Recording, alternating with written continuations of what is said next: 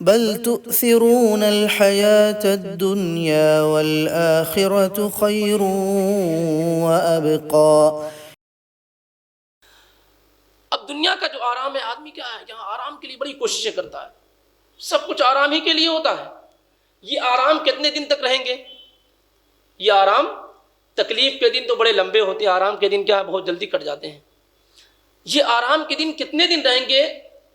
اس آرام کی جنت و جہنم میں یعنی قیامت کے دن کیا اوقات ہوگی؟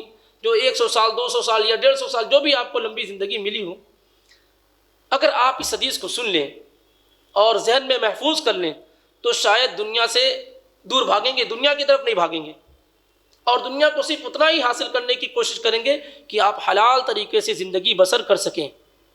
صحیح مسلم میں یہ حدیث مروی ہے، 2807 ہے، حدیث نمبر 2807، اور اس حدیث کے راوی ہیں خادم رسول سیدنا انس ابن مالک رضی اللہ عنہ۔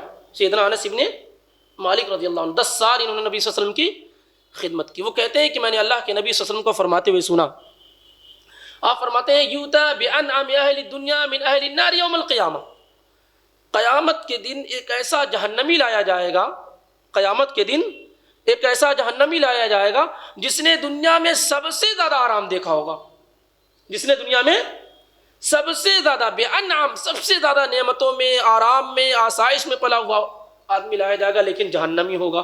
فیسبغ فی النار صبغہ،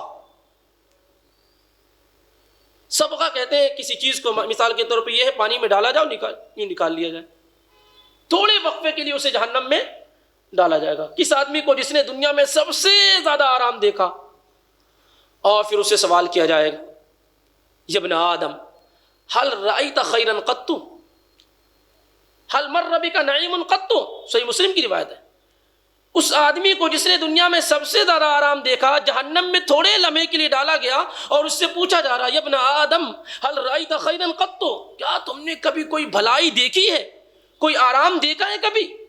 هل مر بك نعيم قط، کیا تمہارے پاس سے کبھی کوئی نعمت گزری ہے؟ اس آدمی کا معاملہ ہے جس نے دنیا میں سب سے زیادہ آرام دیکھا، کہے گا فیقول لا واللہ یا ربی، اے میرے رب تیری ذات کی قسم، میں نے کبھی کوئی آرام نہیں دیکھا، کبھی کوئی آرام میں نے دیکھا ہی نہیں، کوئی آرام میرے پاس سے گزرا ہی نہیں، آس پاس سے نہیں گزرا۔ یہ اس آدمی کا معاملہ ہے جس نے دنیا میں سب سے زیادہ آرام دیکھا، جہنم کے 1 منٹ کے دکھ نے اور تکلیف نے اس کے سارے آرام کو کیا کر دیا؟ ختم کر دیا۔ اب آپ کی مرضی ہے، چاہے تو آپ رب کی رضا کے لیے کام کریں اور چاہے تو اس کی نافرمانی کے لیے کام کریں، لیکن یاد رکھیے کہ دنیا کا یہ آرام جو رب کو ناخوش کر کے حاصل کیا گیا ہے، یہ جہنم میں جانے کے بعد تھوڑے ہی لمحے کے بعد پورا آرام آپ بھول جائیں گے، اور آپ کو یاد بھی نہ ہوگا کہ دنیا میں کبھی آپ نے کوئی نعمت والی زندگی گزاری ہے۔ اور پھر آپ صلی اللہ علیہ وسلم نے کیا فرمایا؟ یؤتی باشد الناس بؤسا من اہل الجنہ یوم القیامہ، اسی کے برعکس ایک ایسا آدمی لایا جائے گا جو جنتی ہوگا، جو جنتی ہوگا، لیکن بڑا تکلیف میں، مصیبت میں، تنگ دستی میں زندگی اس نے گزاری ہوگی، فقیری اور قلاشی میں زندگی گزاری ہوگی، مشقت میں زندگی گزاری ہوگی، کئی اعتبار سے تکلیفیں پڑی ہوئی ہوں گی اس پر، اس کو لایا جائے گا، اس کو بھی ایسے ہی کیا جائے گا، فیسبغ فی الجنۃ صبغۃ، اسے جنت میں تھوڑی دیر لمحے کے لیے ڈالا جائے گا، پھر وہی سوال اس سے کیا جائے گا یا ابن آدم هل رأیت بوسا قط۔ اب دیکھیں اس آدمی کو جس کی پوری زندگی دنیا کے اندر تکلیف میں، اذیت میں، پریشانی میں کٹی ہے، جنت میں ایک لمحے کے لیے ڈالا گیا اور اس سے سوال کیا جا رہا ہے کہ هل رأیت بوسا قط، کبھی کوئی تکلیف تمہیں یاد ہے، کبھی کوئی تکلیف تمہیں پہنچی ہے؟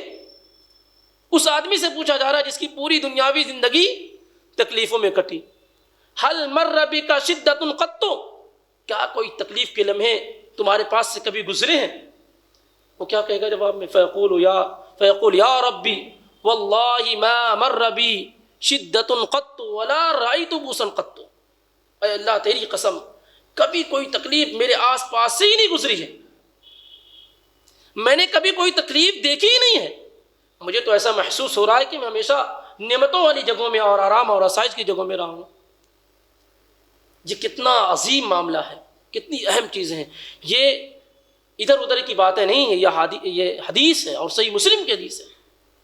اسی لیے صحابہ کے متعلق جب آپ پڑھیں، اور پڑھنا چاہیے، جب تک انسان صحابہ کو نہیں پڑھے گا زندگی گزارنے کا طریقہ اسے معلوم ہی نہیں ہو سکتا۔